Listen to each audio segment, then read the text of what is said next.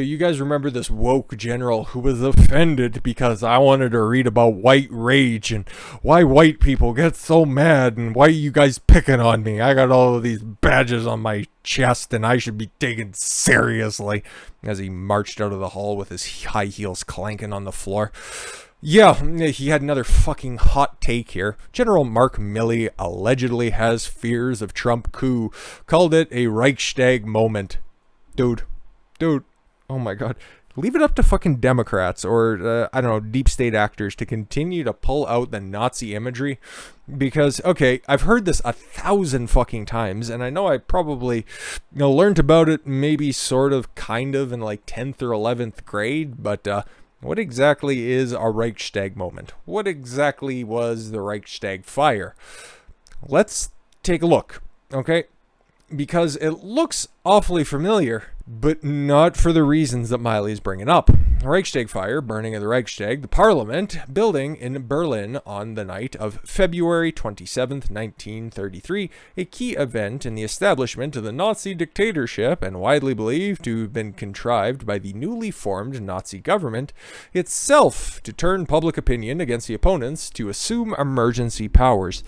Really? An astroturfed event that happened in the spring that led to a new government being installed and having wide-ranging powers and enacting massive changes in government from border to border, and it was all done under the cover of the night. Weird. Doesn't ring any bells now, does it? Adolf Hitler had secured the chancellorship after the election of November 2020, 1932, but his Nazi, I need to stop doing that, had not won an overall majority, had not won a clear-cut election, weird. He therefore obtained cabinet consent to hold new elections on March 5th, 1933. Meanwhile, his propaganda minister, Kamala Harris, was supposed to have devised this scheme whereby 10 agents, led by Karl Ernst, were to gain access to the Reichstag through a tunnel, leading from official residence to Hermann Göring, Reichstag president and Hitler's chief minister, who was then to conduct an official investigation. Several of them, 3 of them, throw a hissy fit when the opposition won't let you conduct another one, which would fix responsibility of the fire on the Republicans. The communists. The supposed arsonist was a Dutchman. He wore a buffalo skin and had an American flag painted on his face. Marinus van der Lubbe, whom some have claimed has brought to the scene of the crime by Nazi agents, undercover Antifa members. Still an unsettling picture to have staring at you while you're trying to read an article. Others have contended that there is no proof that the Nazi complicit in the crime, no evidence of widespread association, but that Hitler merely capitalized on van der Lubbe's independent act. The fire is a subject of continued debate and research. Yeah, it was a totally astroturfed event. That's the long and short of it, and that was fun to play Mad Libs. But let's get back to what this sissy bitch had to say. Chairman of the Joint Chiefs of Staff, Army, Mark Milley, was allegedly so worried that then President Donald Trump might attempt a coup after presidential election. I guess we know who the Q-tard is here. Last year, that he and other service chiefs, my mistake, discussed a plan to resign rather than carry it out. He wouldn't have asked for this, okay? Listen, did you see how peacefully Trump left the White House? He always said, yeah, if I lost the election, I would just leave. And guess what? He left, okay? He said it in 2016. He said it again in 2020. Okay. Did he concede? No, not really. He put out a half-hearted video where he was like, yeah, there's going to be a peaceful transfer of power, but we're going to continue to investigate. Still is going on to this very day. But that's not good enough for some deep state swamp creatures. This is a Reichstag moment. The gospel of the Führer. Milley told aides about his incoming boss. According to CNN. Oh my god. The propaganda arm of the propaganda party tells you, oh my god. This is so perfect. It's so fucking perfect. Which obtained advance excerpts from the book I Alone Can Fix It, by Post reporters Carol Leonnig and Philip Rucker. Who are these fucking losers still trying to cash in on Orange Man Bad? Whatever. Milley was worried Trump was stoking unrest in the days before the January 6th riot and that he could use it as an excuse to invoke the Insurrection Act and call out the military, according to CNN. They may try, and they're not going to fucking succeed. Oh, I wonder if he actually spoke out the asterisks. Milley reportedly said, "You can't do this without the military." Oh my god, what was he having? A few good men moment there? Was he just banging his fist off of the fucking desk? Oh my god.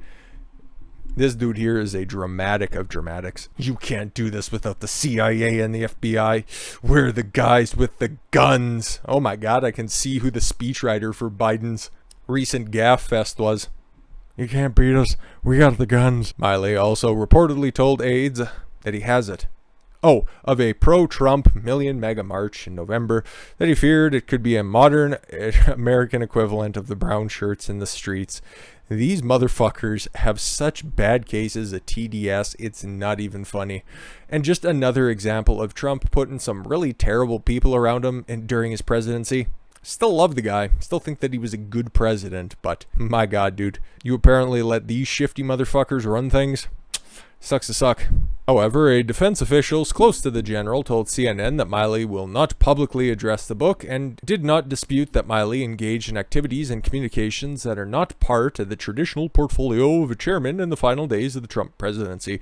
The official did say, however, that Milley is not going to sit in silence while people try to use the military against Americans. Really, bro? Do you want to address all of those National Guardsmen that are still kicking around Washington, D.C.? Cool, okay, thanks. And that while he tried his hardest to actively stay out of politics, fuck off.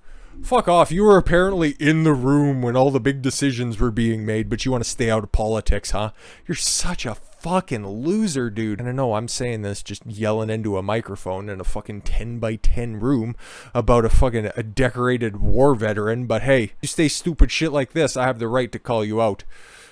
And you know who else does? The other guy who's in the room. Sorry to inform you, Trump responds to report that top general suggested he want a post-election coup. Oh, this is what all of these fucking motherfuckers in the legacy media, they were just sitting there just fucking jacking off into their own mouths over the possibility of this happening. Nobody thought this was seriously going to happen. Okay, this was a couple of those fucking queer my mistake, Q weirdos that were out there being like, oh, it's the white hats versus the black hats, and the military's gonna overthrow everything, and Lin Wood is my spirit animal. Like, fucking whatever, dude. Nobody believed this shit. I was hopeful that the lawsuits would end up going somewhere, that they wouldn't just get dismissed on face value, but you win some, you lose some. And now you got people just realizing that, oh fuck, we got rid of the only thing that ends up getting us ratings, so we're gonna have to continue to trudge up the same arguments over and over and over again because we just can't move on because we're not talented enough to do anything else. Former President Donald Trump responded to anonymously sourced reports claiming a top U.S. general made comments he was worried about a coup attempt after the 2020 election. General Mark Milley, the chairman of the Joint Chiefs of Staff, allegedly told his subordinates that he felt he needed to be on guard after November 3rd, according to the book from two Washington Post reporters, just people who are of the utmost reputation. And cited anonymous officials, you can't do this without the military, but Trump in a statement on Thursday, said Milley's comments were false. No shit. I never threatened or spoke about, to anyone, a coup or our government. Trump said in an email statement, so ridiculous! Exclamation point. Sorry to inform you, but an election is my form of coup, and I was going to do a coup. One of the last people I would want to do it with is General Mark Milley, because I don't trust him. I've seen him in action. You know what? Frankly, he's a little bit weak. Trump's statement then took aim at former Defense Secretary Jim Mattis because he never misses an opportunity to shit on the guy that he used to call Mad Dog Mattis and then just turned out to be a total fucking turncoat. Oh well. That's what happens when you tell him that you can't fucking bomb your way into peace. He got his job only because of the world's most overrated general, James Mattis, could not stand him, had no respect for him, and would not recommend him, the former president added. To me, the fact that Mattis didn't like him, just like Obama didn't like him, and actually fired Milley, was a good thing, not a bad thing. I often act counter to people's advice who I don't respect. Spiteful, and just another insight as to why Trump was trying to run the country like a business, and when it looks specifically at the economic output of the country, that was a very good decision. But he also missed the fact that these people who are in Washington don't care about the betterment of the country. They care about the betterment of themselves, and that's something that Trump really failed to capitalize on. These people that are around you are only around you because they've been here for fucking ever, and it's the same people going in and out of the door. Why? Because they can maintain their position regardless of who's calling the shots, because they're shapeshifters, dude. And I hope he learns that in time for 2024. But yeah, go figure. No Reichstag Moment. It's just a couple of hacks at the fucking Washington Post banging fucking old war stories and cooming over the prospects of a fucking coup attempt. But that's the Washington Post for you. And morons will objectively look at that as being the beacon of truth and news. The same people who would use the New York Times to clean up the mess their wife's boyfriend would leave on her back. But enjoy the rest of your Sunday, guys, and try to get that image out of your head. Anyways, I thank you all very much for the gift of your time. I've been Don Consuelo. I want you to follow your gut and get after it. Take care, everyone.